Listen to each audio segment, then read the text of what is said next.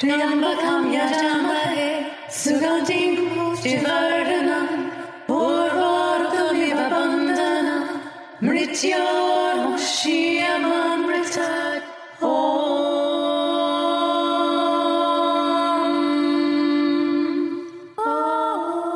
Hi, this is Amelía Eon Karis. Hey everyone, it's Satya, and you're listening to Love, Sex, and the Hidden Agenda.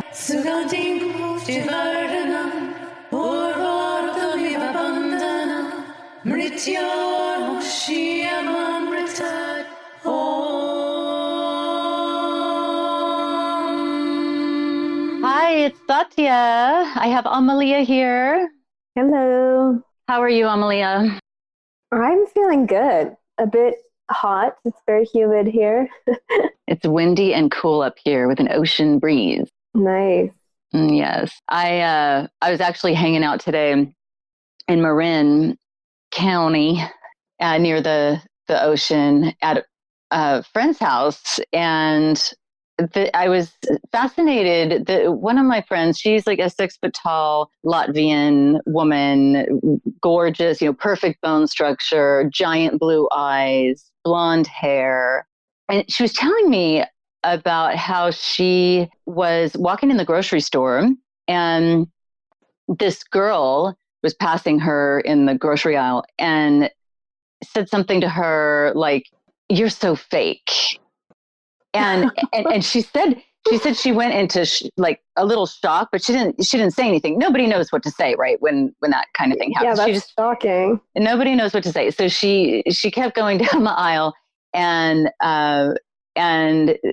she 2 aisles later, I kid you not, the girl comes down the aisle again, says again to her, Wow. says, fake people, like, "You're so fake," something like that. And she literally, she says she just could not handle it. She had to say something at that point, which I think I probably would have felt the same way. I mean, given a second chance, that hardly ever happens, right? You get a second chance. In case she thought of a good comeback. Right.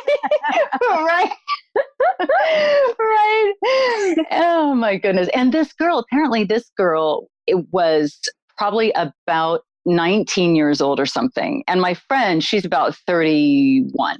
And so, she said to her, "Why would you say something like that? Why would you try to hurt me? Why would you try, you don't even know me, And she was able to ask her that? Yeah.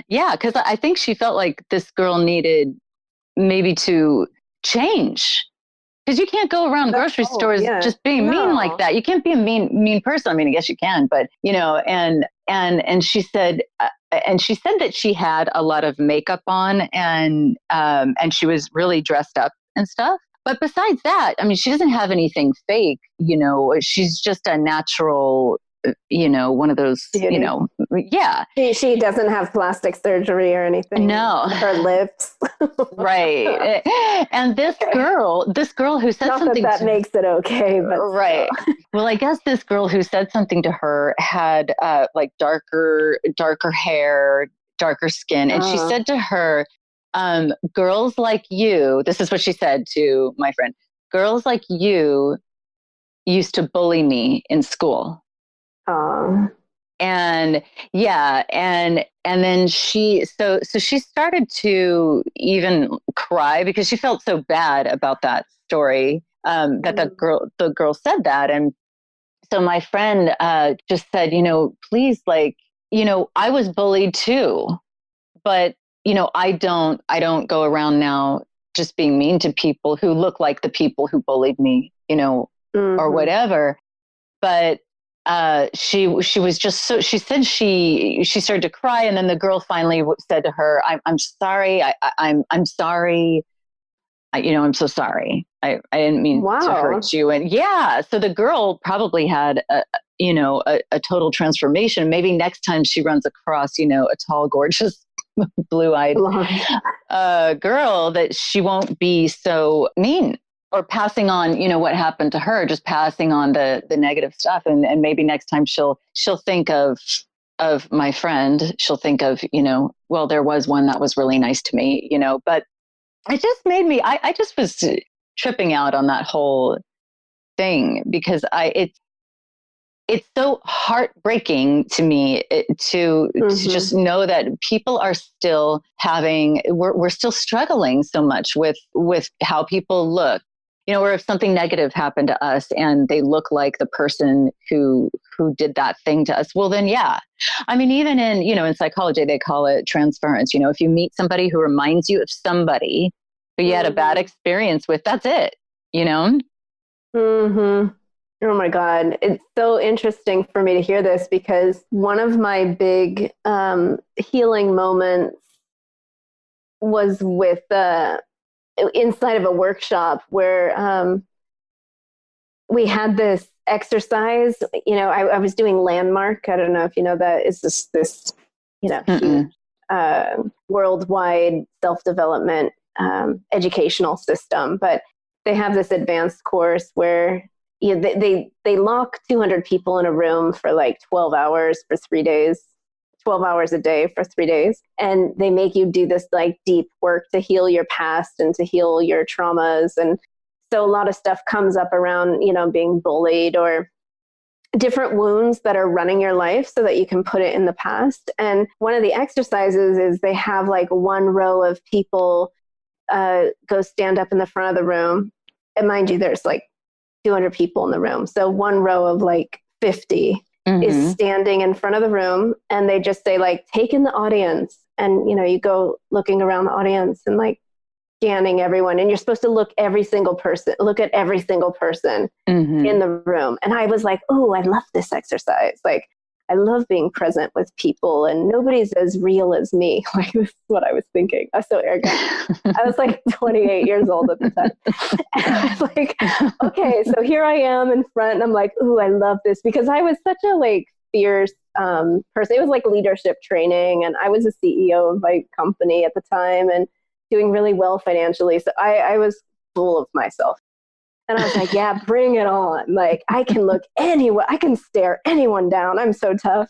And I'm standing there and I'm looking at everyone in the room and I had no problem with anyone in the room except one girl. There was one girl in the room that I couldn't look at. Every time my eyes met her, I would get averted. And I was like, ooh, God, I don't like her at all. Didn't know why. No idea why. And then they ask one of the rows randomly to stand up and then come line up in front of the 50 people that are there and stand toe to toe with whoever ends up in front of you. Who do I get? That girl. Oh, goodness. Like, what are the freaking chances? No way. Yeah, I get this girl. I already started shaking. My body started going into weird tremors. And I was like, what's happening? What's happening? And then I'm toe to toe with this girl. And I'm supposed to look in her big blue eyes. And I can't look at her. And I start crossing my arms. And the rules were you had to keep your hands at your side. You had to just breathe and just look them in the eye. That's it. But I couldn't do that. I couldn't do it at all. Everybody else seemed to be able to do it. And the guy who was leading the whole group was standing like way in the back of the room. Okay, it's a lot of people in a room. Like, of the 50 people, there's 100 people now standing in front of the room or something. Maybe it was like 25. No, it was probably like 25 and 25. But whatever, there's a huge chunk of us standing in the front of the room and the rest of the people are sitting down. And the guy is like yelling at me, telling me to uncross my arms. He's like completely singling me out. He's like, come on, put your arms down, stare at her. And the second I looked at her, my whole chest is shaking, and then I start bawling, crying. I can't look at her.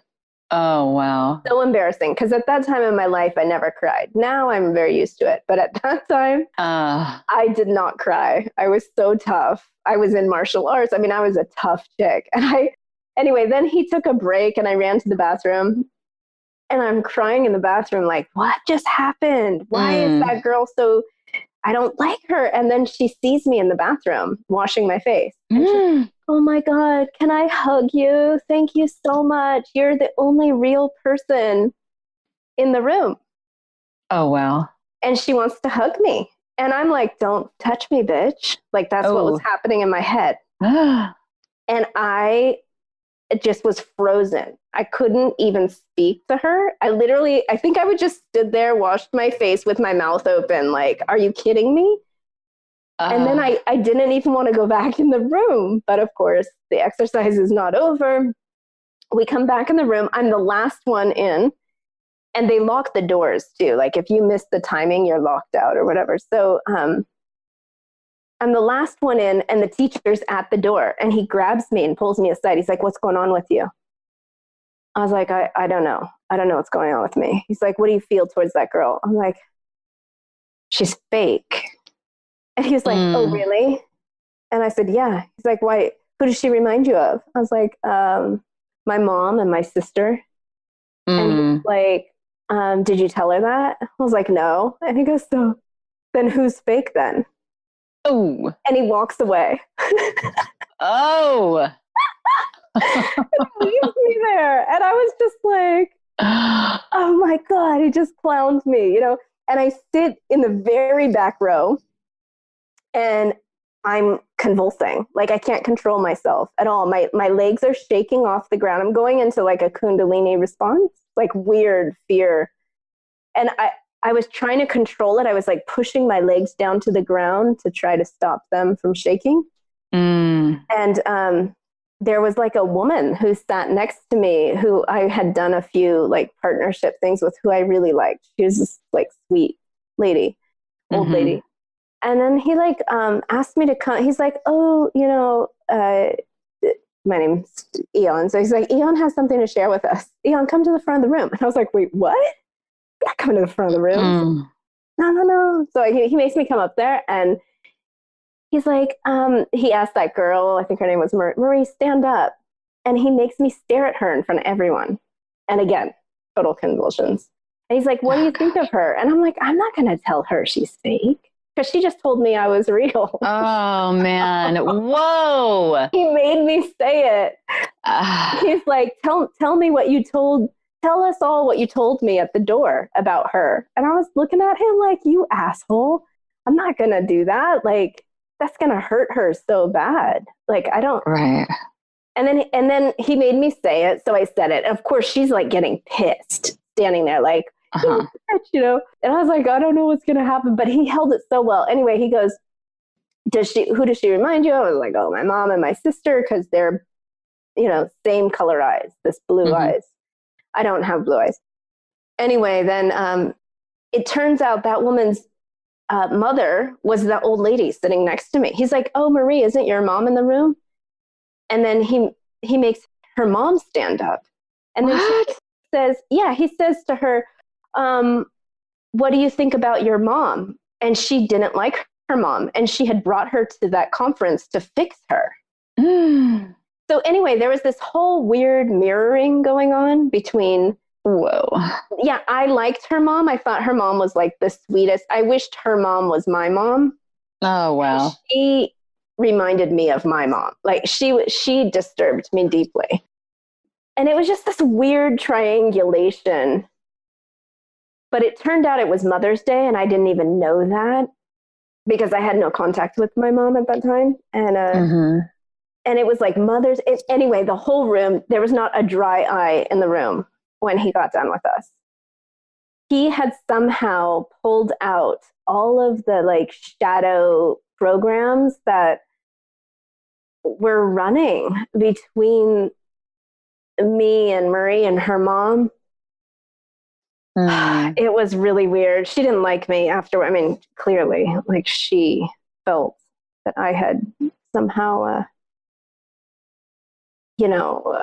called her fake in front of all these people. But I was also, you know, my mom and my sister were my biggest abusers. So the blonde, blue-eyed thing really triggers me too. And it's interesting because when I was in high school, I was really mean. Like I could imagine saying that. I didn't do that, but I thought like that when I was younger. So like, wow. with your friend, it's like, what this, how we end up hating on each other when like our abuser has a certain look. I mean, it happens to Black people all the time, right? A black man with a hoodie is a target. Everyone thinks they're going to steal from them. Right. Like, you know, you hear that a lot. Or anyone with a hoodie. Right. Like, yeah, certain type. Pulled over your head. Yeah, but you don't get the blonde, blue-eyed thing a lot. But for me, I totally get the girl in the grocery store. Of course, I would never say that. But anyway, I've come a long ways since then. That was like 98 or something. 1990. But it's been, that's so beautiful that they were able to like heal it right then and there, pretty much. Yeah. I mean, I really feel like they were able to like shift something. Mm-hmm. Yeah. Wow. Well, yeah, and it was quite a synchronicity too, because we had a listener. I don't know if you listened to that. Did you hear that? The listener was saying that they had a similar issue. Mm-hmm. Yeah, she's Latina, and she was saying she wanted to be blonde and blue-eyed because she had brown hair and brown eyes and brown skin. And she thought, like, she grew up in the US, first generation, like thinking that she would only be accepted if she looked Caucasian, or that she had this desire to be Caucasian, which to me was really ironic because I grew up wanting to be brown. See, like that's interesting to me. Tell me about that. Yeah, I wanted to either be Black, but I definitely wanted curly hair and brown skin because I think I just inherently, since I'm very, very young, sort of hated white men. It's hard to say that out loud, but it's true. Like they freaked me out, and not just the men, obviously the blonde women too, but I didn't know that about the women until that event that I just talked about. But when I was younger, I never dated, like all through high school and after, you know, my young adult life. I always dated brown skinned people, or at least darker featured people, or especially non-Americans. Like I didn't trust American men. And I think it's because they were my perpetrators as a child in that born again Christian cult I grew up in. Wow. Well, that would make a lot of sense. Yeah. Have we talked a lot about that? Actually, on another note, I need to make a note for myself. I know we should talk about that. But what was interesting is just like a month ago, there was this French Canadian guy here who was trying to like flirt with me, and he said, "You're really guarded, and you're very this and that." And he was like saying all this stuff to me, and I said, "Well, probably because I don't like the way you're." I'm not used to speaking to, like, he was light skinned, blonde haired, big white guy. Even though he's French Canadian, he has a look of like a North American guy. And I said, "I'm sorry, I have an inherent distrust for men that look like you. And I know it has nothing to do with you and you're not them, but I have a really hard time with the way you're talking to me and like your body language, everything about your aggressiveness. I don't know how to relax in your presence. So yeah, I guess you would see me as really guarded." And, you said that? Yeah, I said that to him. Good for you. And of course, then it was like a mission for him to get me to trust him. And he was like, "I really want to like heal you of this." And I was like, "Well, that's sweet. Let's keep talking." So we had an amazing conversation. I told him about the podcast and I was like, "No, I'm trying to heal this. But like, honestly, you freak me out." And I love it that you told him that. I know. And it was kind of interesting. He was like, "No, I think that you should just let me like hold you and massage you, and like you're gonna just to like know that I'm a good guy. And I was like, this guy is kind of a gentleman. Like he seemed to have good values. He was a fireman and a builder, and like very masculine dude that I thought, that's cool. He has like good. Asking to massage you. This one's definitely got an agenda. Sorry, I had to chime in on that one. I forgot you were there in the background. Joe like sneaks in. I'm just telling you, as a guy, I've tried all of that stuff that he's talking about, and I had an agenda. Oh, you tried it before? Yeah, it's real easy to read like why girls don't trust you, and then you earn their trust, and yeah, he's got an agenda. Yeah, and then he's like, I was like, no, I'm not into just cuddling and all that. Anyway, then he like wanted to walk me home. We were at like this event, and I was like, okay, I'll walk with you a little bit. We're kind of going the same direction. And then he's like, oh, can I take you out to dinner? And I was like, okay, I'll go out to dinner with him. I was like, if you take me to a proper like restaurant, like is he asking me on a date? Okay, like I'm not just gonna hang out with him. But yeah, he like was massaging my shoulders and stuff, and he was obviously like getting all excited. I'm like, okay, that's enough. I'm going. Like that didn't work. You're not really proving a damn thing right now. So I'm going home. Yeah. And then like 2 days later, which was the date, he'd asked me on a date. He texted me at like 8:00, and I was like, okay, this guy is full of crap, He texted me at 8 p.m. and he's like, so drinks on, he knows I don't drink alcohol. So he's like, lemonade on my balcony. And I was like, that's not dinner, dude. Sorry. Lame. So it didn't really help me get over my initial guarded instincts with him. So I guess they were there for a reason, but next. Well,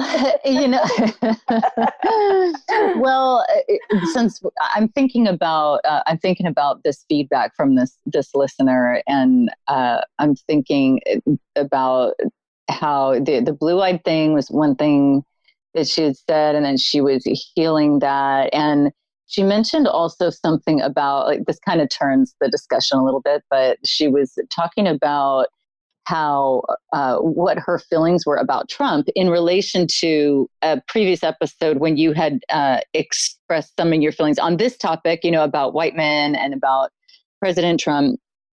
And she'd said that she had some kind of awakening the night that he was elected. Did you hear that part? Mm-hmm. Yeah. Yeah. I thought that was really interesting because I also got that like tagged in feeling. I think that's what I was talking about in her reference. But yeah, she said she had a full on awakening during the inauguration, and like it opened her voice, and she felt that she was understanding like her specific role of being someone who has mixed blood. Like she has European descent, indigenous blood, as well as South American Latino blood. And she was like finding this bridge within herself. And that's a great topic for our next podcast because we are running out of time. We are? Mm-hmm. Time flies when you're having fun. Yeah. That was a random sort of like loop-de-loop about blue eyes. That was. The eyes are really, we access soul memory through the eyes. Wow. Oh, we should talk about that. But, and I think she was also, our listener had said that she was bullied by some people, right? That had blonde hair and blue eyes. But yet at the same time, she very desperately wanted to look like that. Yeah, with the popular girls. Right. But okay, so let's go on to the next subject in the next episode. Wrap us up, Amelía. Thank you all for listening. You know where to find us, lovesexagenda.com, and on Instagram and on Facebook and on all of the podcast channels. Thank you so much for listening. And please share with us your comments and any feedback or questions or stories that you have that might spur our discussion even deeper. Thank you. Thanks, Thank Joe.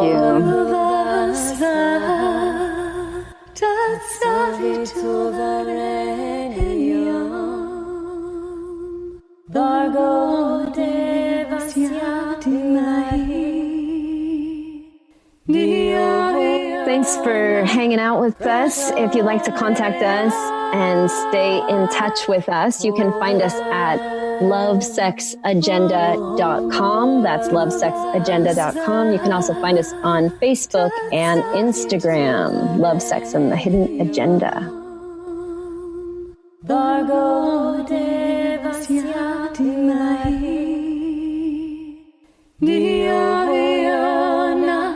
Prachodayat.